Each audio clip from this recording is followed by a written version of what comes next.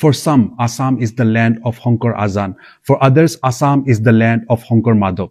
But Assam did not begin with saints.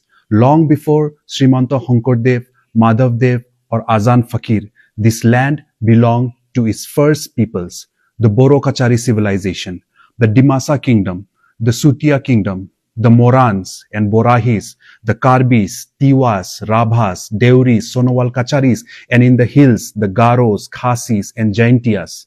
These were not scattered tribes. They had land systems, rulers, languages, and traditions. They lived by nature, ancestors, rivers, and hills. That was their faith.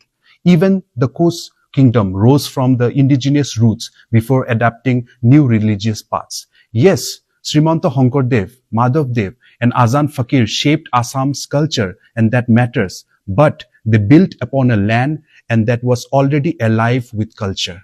Assam was indigenous before it was religious, and that foundation still stands and will stand long after the election slogans are gone. And that is Assam's truth.